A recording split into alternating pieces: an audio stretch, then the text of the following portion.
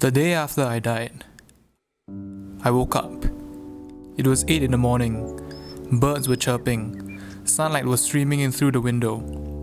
Nothing seemed out of the ordinary, except for the voices. Usually I'd hear the chatter of neighbors walking down the corridor, or the shouts of baseball players on the nearby field. But this time there was nothing. It was quiet. Am I in heaven? I wondered.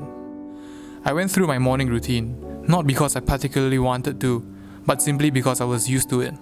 There was no one in sight. I left my room and visited my usual haunts. Again, not because I particularly wanted to, but simply because I was used to them. Again, there was no one in sight.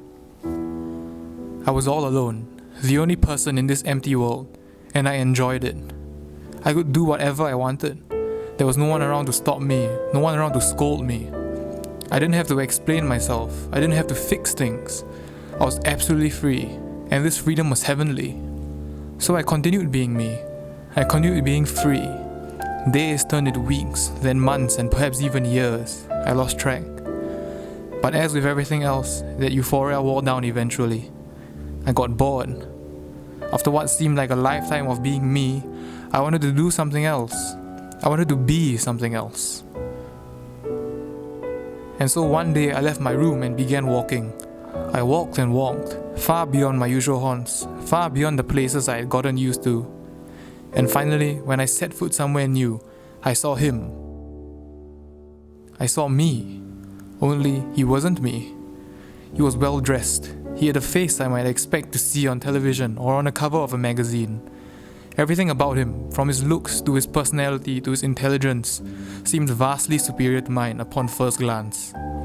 He seemed to exude a vibrance that made everything else pale in comparison. And yet, he was me.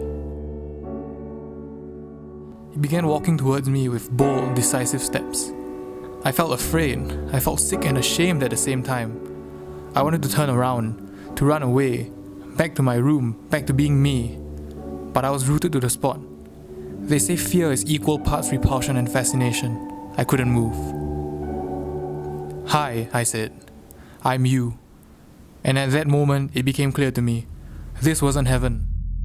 This was hell. The place where who I was would come face to face with who I could have become.